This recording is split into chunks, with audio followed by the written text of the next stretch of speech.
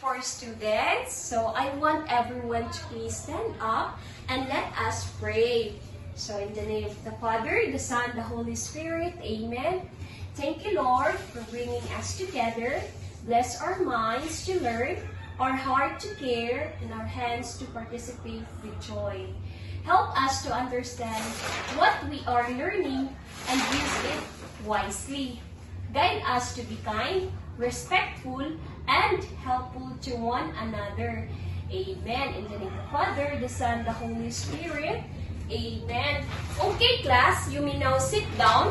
Na i-prepare si teacher nga energizer, which is magamit ang inyong pagka-singer o ang inyong pagka-dancer. Kaya naman, ang giandam ni teacher nga energizer, ang ihang title is all about Dance Verb Song, which is, ang ihang tone is Mary had a little lamb. So, ang each verse niya is naa siya plot twist. Dinha na ma-apply ang inyong pagka-dancers. Ang inyong physically is ma-active o inyong mentally. Okay, first verse is, ang iyong buhaton is, while you are singing, is you need to do the action.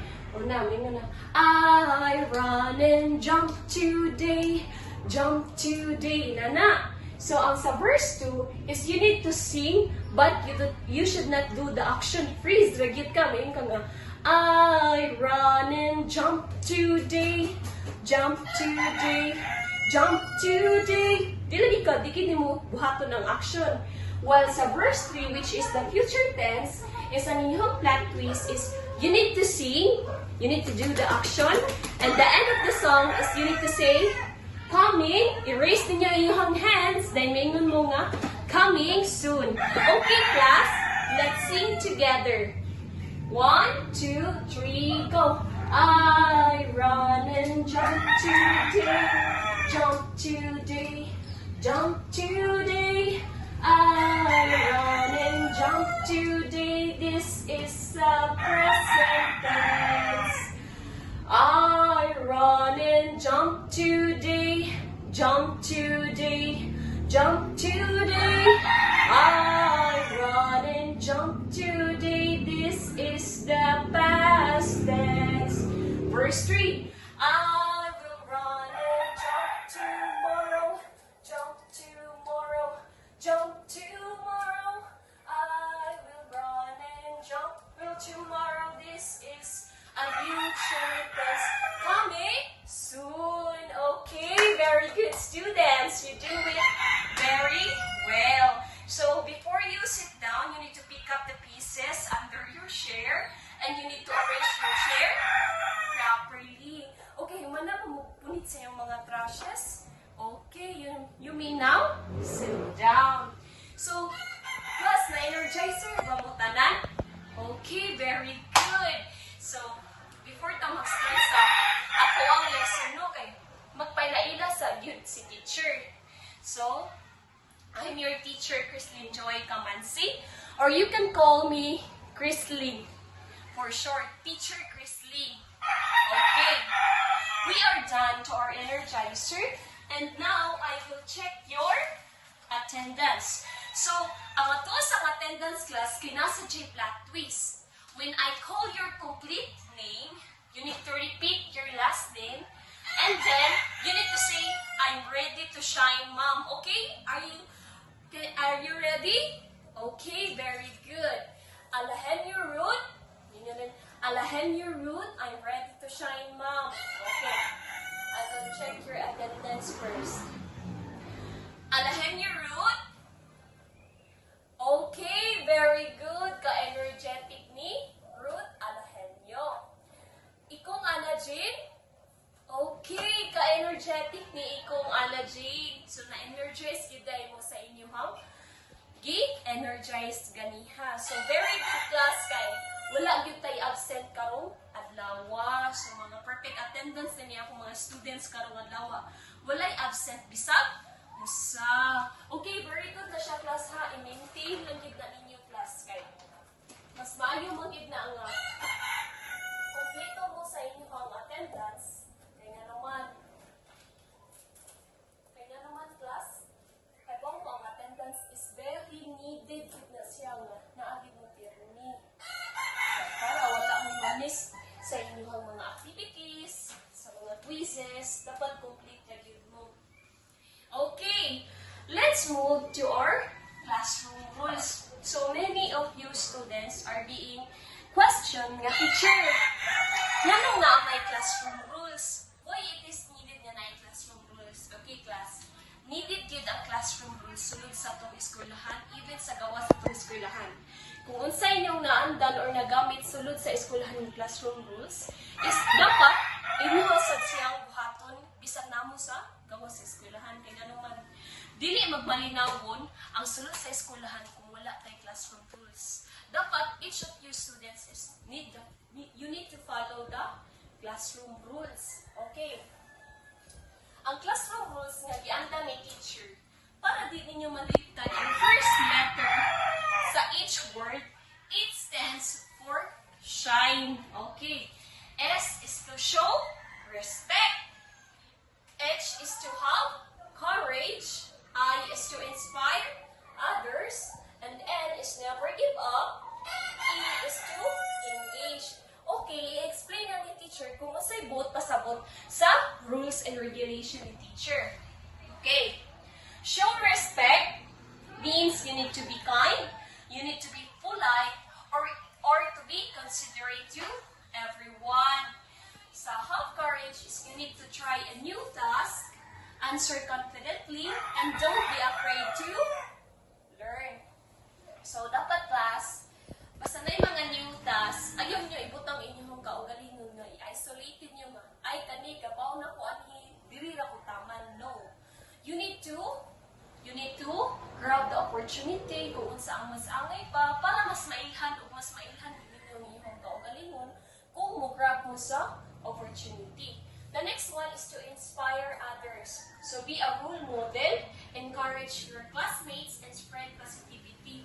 Okay, even the grade 4 students pa mo, but you need to spread positivity to your students. Kaya nga naman, ate na mo sa mga grade 3, ate upuya na mo sa mga grade 3, grade 2, grade 1, o kinder. So you need to be a role model. So the next one is never give up. Now, ano ka teacher? You need to keep trying even when the activity seems difficult.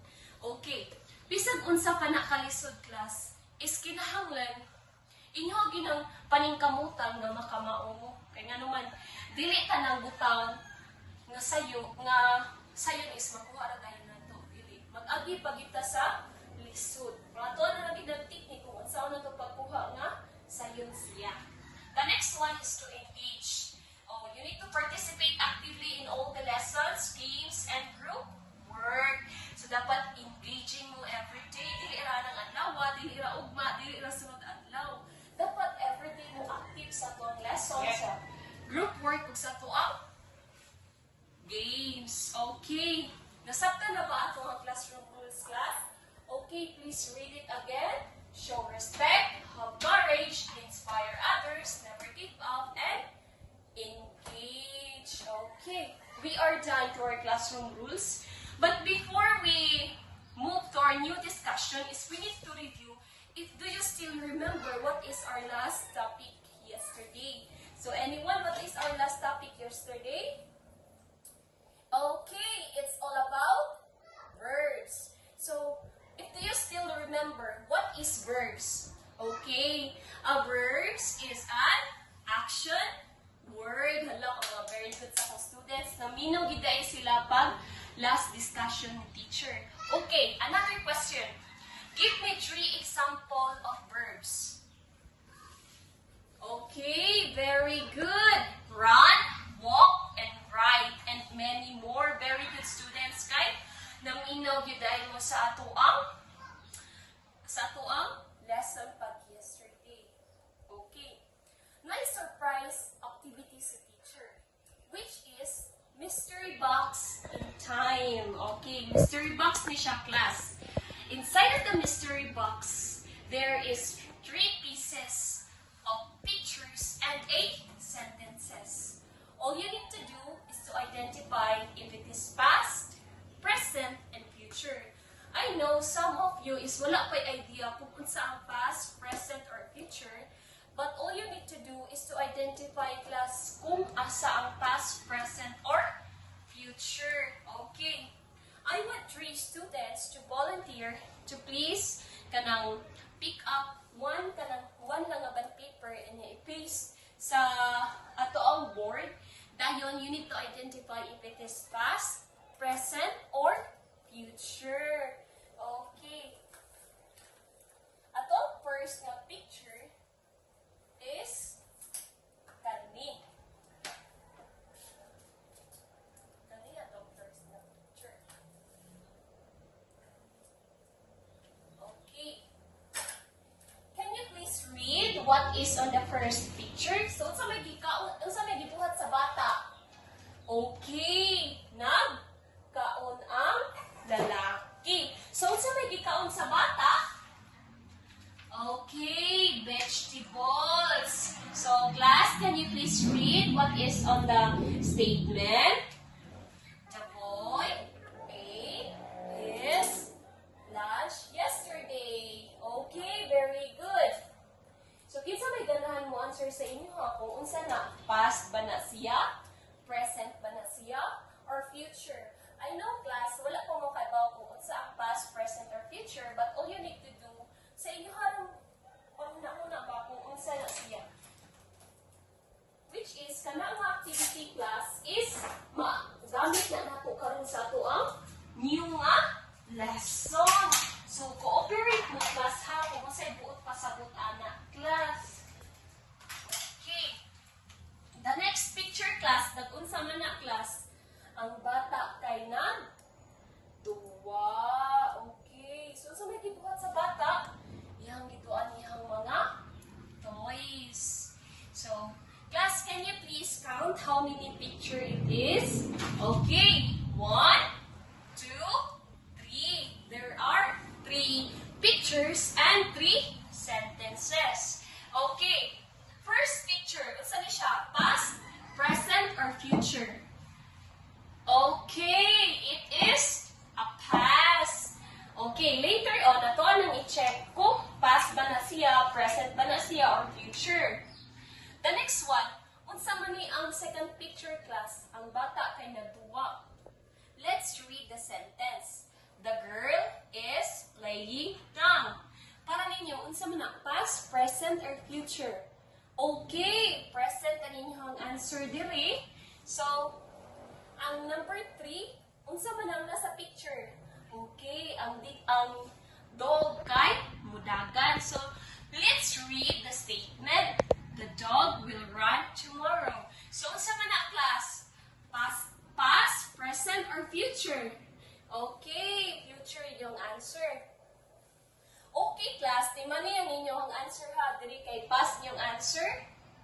And present and future. So, mo na yung answer class ha. Kani nga activity class is ma-apply ni siya naton sa tong lesson niya. Later on nato nang i-check kung sakto ba inyong gi-answer. So, class, what do you observe sa ato ang gi-energize ganiha? Diba? It's all about present tense, past tense, future tense. So, para ninyo class, unsa gid ko ha ato ang lesson karon? Unsa kay title sa tong lesson karon, teacher? Unsa ka atong topic karon, teacher? I know some of you kay na-confuse, nag-overthink na unsa kay topic ni teacher nganong naman na inana. Okay. Ato na siyang kanang discussion karon. Okay, class. Can you please encircle ninyo kung unsa ang nasa first one nga action word. Okay. I run, I run na sad, nasa jump. So, sa verse 2, unsa na po yung nakuan? Na I run, na I jumped, na I jumped na sad. Okay, very good students. So, verse 3, unsa mo po yung nakuan ng action word? Okay, na I will run, na I will jump, and will run, and no jump. Okay, class, do you have any idea kung unsa ang kalahian sa tulo? Okay, very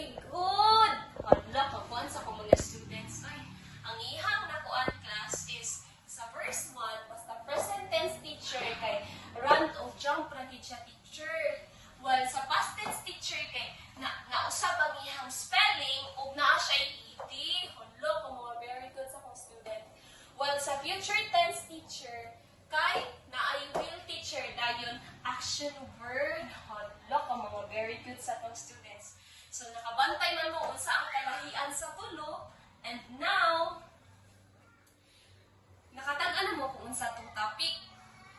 Okay, wala. Okay, class, ang atong topic karon it stands for T. So wala gyud nakatag-an. Okay. Mag-move si teacher kung unsa gid atong main topic today. So our topic for today, class, is all about tenses of verb. Okay, unsa to tong topic? Okay, very good. It's all about tenses of verb. Before ta magkuan is ato sang sabton kung unsa na ang tenses of verb. Makaingon mo, teacher, unsa man ang tenses of verbs, teacher? Okay. Atong basahon ang statement kung unsa ang tenses of verb. So I want everyone to please read.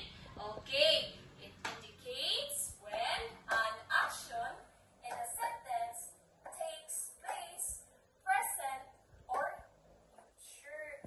Okay, teacher, ang sagot, masabot ato teacher. So, ang tenses of verb ko no class, kay dito ko no na-indicate kung kanus gibuhat ang action. Kung kanus gibuhat ang action, kung humana ba, gibuhat pa ba siya, or buhaton pa ba siya, class. So, mao na ang buot pasabot sa tenses of verb. So, class, there are 3 types of tenses of verb. So, teacher, unsa man na sila? Okay. Ang 3 types of verb, tenses of verbs na to, class, is katong tulugan niya sa energizer na to. Ang verse 1 is future present.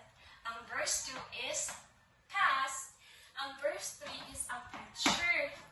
Teacher, unsa may kalahian na nilang tulo? Okay. Unya, atoa siya sakton kung unsay kalahian sa tulo. Okay, again, can you please read what are the 3 types of tenses of verb? Okay, it's present, past, and future. Okay. Class, is you need to active mentally. Kaya naman, diri, i-explain ni teacher ang kalahian sa tulo. Okay. Ay natani, past tense. Okay. I want everyone to please read what is on the past tense. Okay. The past tense of the verb tells that something already happened. For example, sabi nakita ninyo sa picture na ay apple o a verb. So, unsa man ninyong nakita sa apple, class, buo pa ba siya or nakuhaan? Okay, nakuhaan, which is gikaon na siya sa worm. Okay, teacher, unsa may connect ana sa past tense, teacher? Okay. Ang connect sa past tense sa future, class, when we say past tense, ang verb or ang action word, it's already happened na. Humana niya buhat or gikaon na niya mismo ang apple, gikaon na ni worm ang apple. Kaya nga naman, nakuhaan naman siya sa picture. Awa, read the statement. Worm ate apple yesterday. So, kanus agi kaon ni worm ang apple? Okay, yesterday. Very good. Yesterday, gikaon ni worm ang apple. Okay, teacher. Ang buot pasabot sa past tense na teacher no kay humana o buhat ang action. Okay. Nasabtan na ninyo, class? Okay. What about sa kaning usa teacher kanang sa present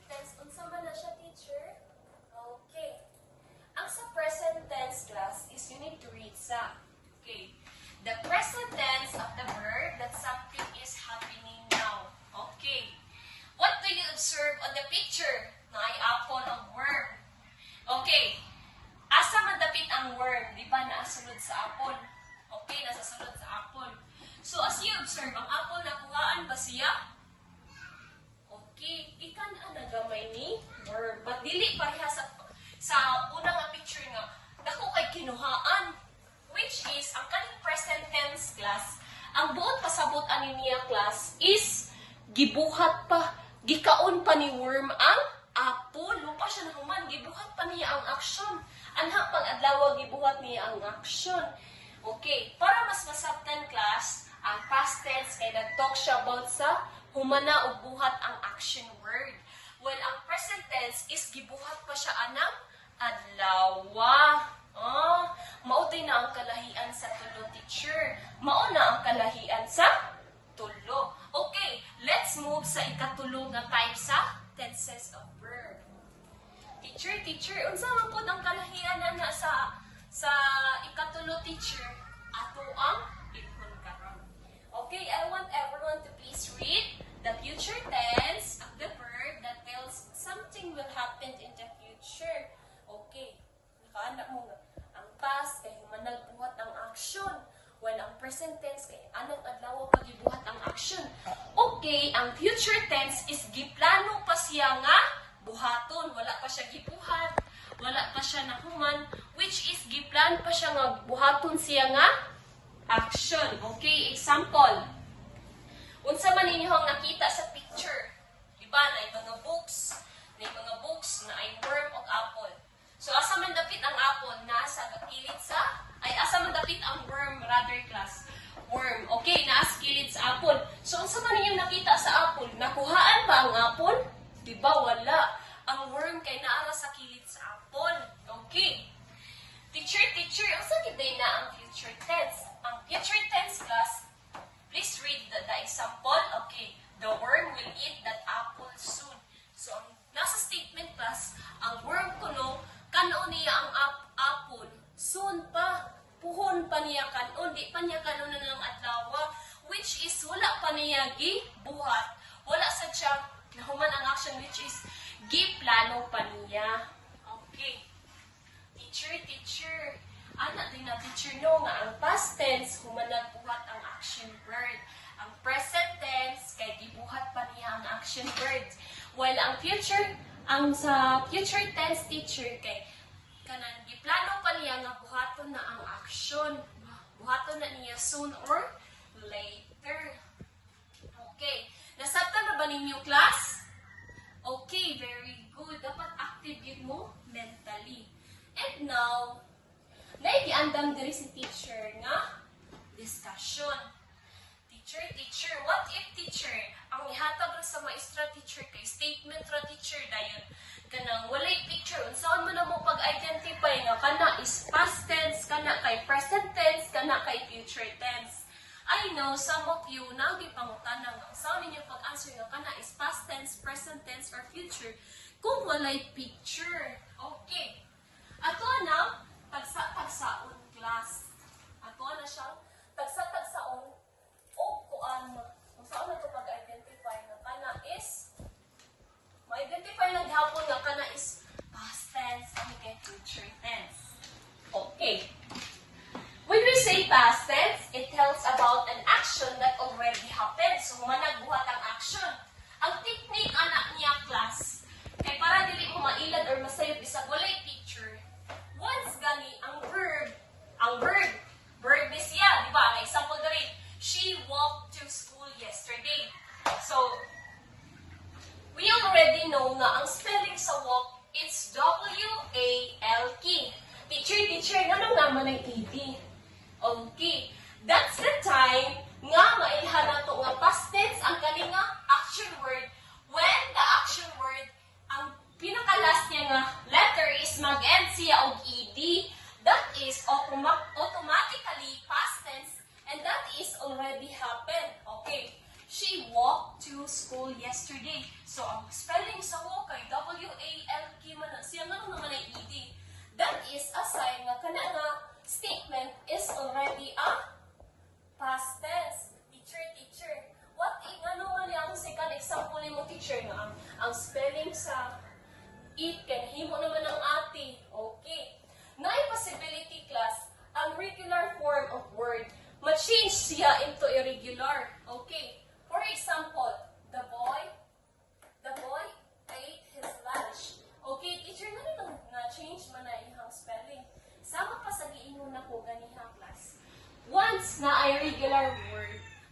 gani ma-past tense na siya, automatically ma-change iyang spelling. Parehaan ni. Imbis ang A kay eagle, apple, o T. Nahimo na noon siyang ate. Okay, na-start na ba ninyo, class? Okay. Okay, again ha, ang tihanan sa past tense kaya na ay action word, ang kilid sa action word, ang kilid word niya is, letters niya rather, is na ay ed. Okay, let's move to the present tense. Okay. Teacher, ano mo po tayo ilhanan sa panangkon, teacher, sa present tense? Okay. Diba, niingon ko ganiha na ang present tense, it talks about an action that happening now. So, gibuhat pa siya nga action. So, ang ilhanan na lang niya sa word nga action word class is once mag-add og S or ES for singular subject, automatically that is present tense or ING. Sama ni class o ING. ING. Okay. Ang example nga word dere, she walks to school. So, unsa man iyong na-observe? Okay. Naay, napuno nga S. Second example, the girl is playing now. Okay. Unsa man iyong na-observe sa play? Naay, ING. That is the thing that is the way of knowing nga kaning word state sentences is present tense. Okay. Kung sa dali maihan kung present tense, basta na ay mag-add og S or ES sa singular nga subject kundi ING. And now, let's move to the future tense. Yung future tense, teacher, ano sa maipunoan na? Okay. Diba? I-discuss ni teacher ganiha kay ang future tense kay it talks about an action that will happen later. Okay.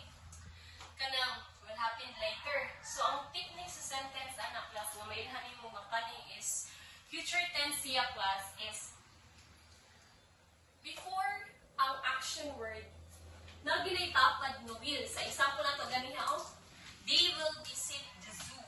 Okay. Giplano nila nga bisitahon ang zoo. So, sa ba yung na-observe na I will nga word, which is, buhaton pa na nila, giplano pa na nila nga agtuod. The second example is, the dog will run tomorrow. O, sama sa tali class. The dog will run tomorrow daw. Ang run, before ang word na run is na ay word nga will. That is the thing, how to identify na kanang sentences is a future tense. Okay. Do you have any question, class? Do you have any question about sa tulo? Or wala ra mo naglibog? Okay. Kung wala, class, I need 3 students to give me a sentences, usa ka sentence sa past, usa ka sentence sa present, o usa ka sentence sa future. Okay. Okay, give me one example of the present tense. Okay. I write a letter today. Very good. How about the past tense? Okay. I wrote a letter yesterday. Very good, students. Sa future tense, sa class, sa man yung example? I will write a letter tomorrow. Okay, very good, students. Kaya nakasabot yun mo sa gidiscuss ni teacher kung ang sound paghimo og sentences by using past, present, or future. Ug mas naibawaan ninyo ug unsa ang technique or pamaagi nga timailhan nga bisag walay picture is ma-identify nimo nga past, present, or future. And now, let's move to the group activity. So, naikibot, liandang diri ni si teacher nga group activity. Okay. So, I already divided you into 3 groups, class. First group is group 1. Okay. Ang sentences, ang instruction diri sa group 1 is read each sentence card and place it in the correct envelope. So, naigiandang diri si teacher nga group 1 sa diri na envelope na diri ang tulo ka sentences. Ang sa tulo ka book sentences is inyong ibutang ang usa ka sentence kung kana ba siya is present tense, kana ba siya is future or past tense. Okay. Group 1 ha. For example, group 1. May example si teacher kay para mas masabtan. I played yesterday. So unsa man na siya? So kanina sentences is ari ni siya sa past. So ang kanina sentences ibutang ninyo siya sa envelope nga past. Okay.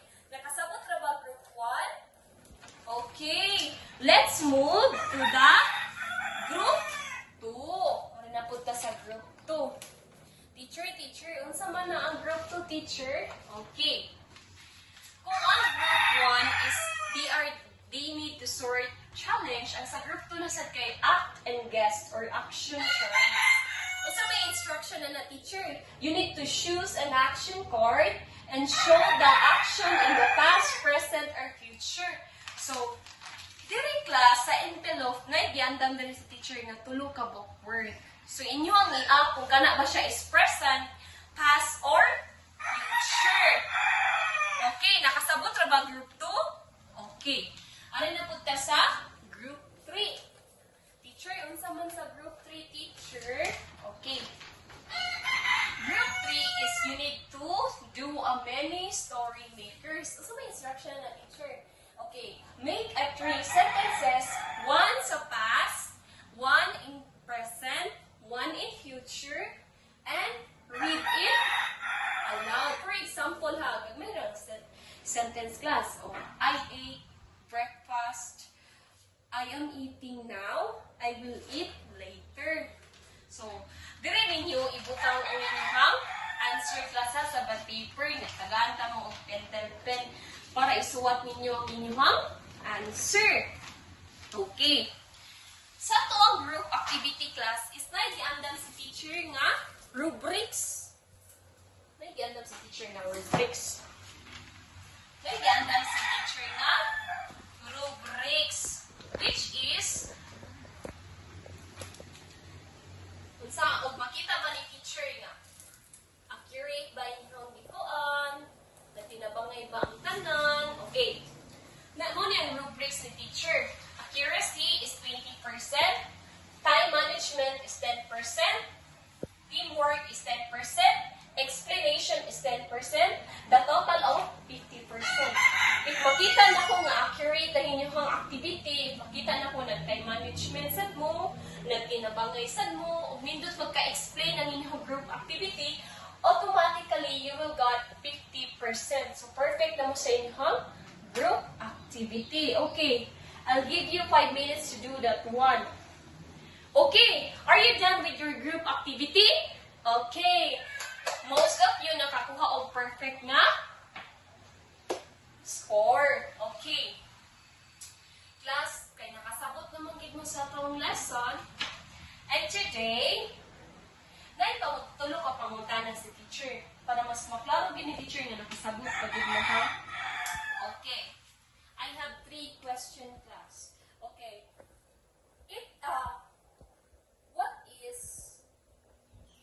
What is the way to indicate when an action sentences it takes past, present, or future? Sa man ang class. So, ano na ito pag-indicate sa action word, ano siya past, present, or future? Sa man to? Okay, by using tenses of verb. Okay, very good. So, can you give me the 3 types of tenses of verb? Okay, the past, present, and future. Very good, students. Kaya naminaw din mo ni teacher. Okay. Can you differentiate? What are the difference? 3 types of tenses of verbs. Okay. The past tense is the action is already happened. While the present tense, the action is happening now. While the future tense will happen soon or later. Very good kay naminaw gid mo ni teacher. And now, please prepare your ball pen.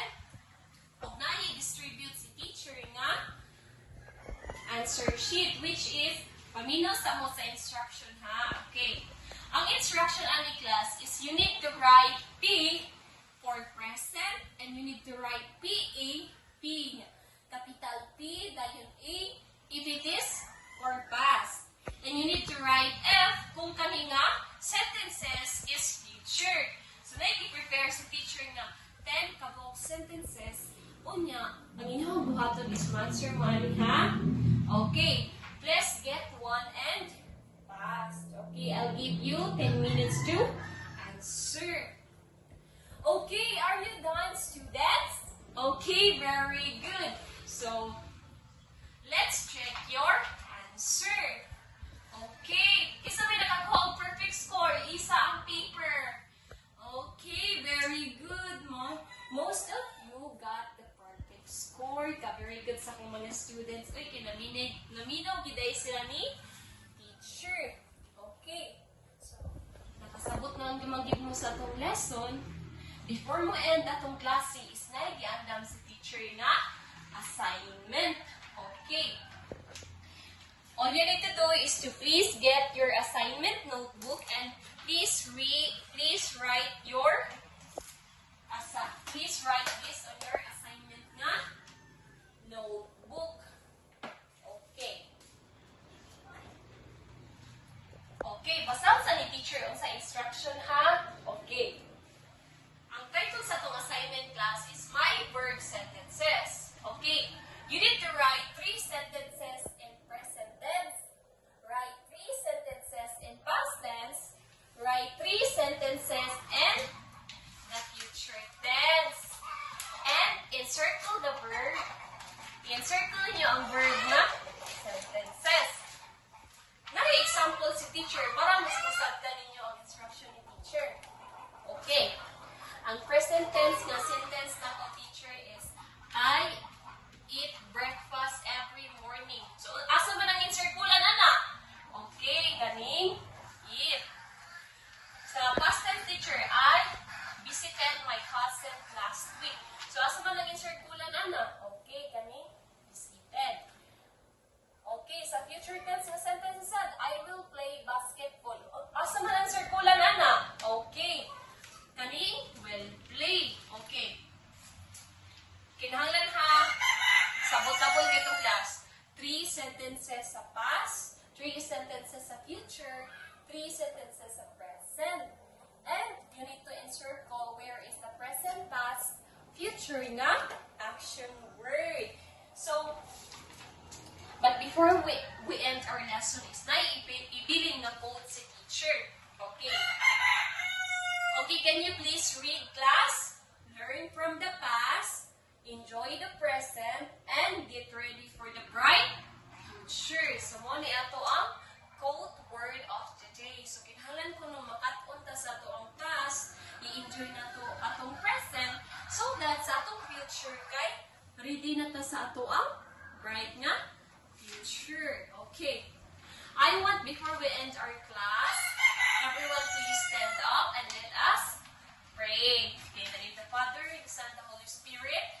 Amen. So thank you, Lord, for the wonderful day. And I hope my students will learn, naka-learn sila sa among lesson today.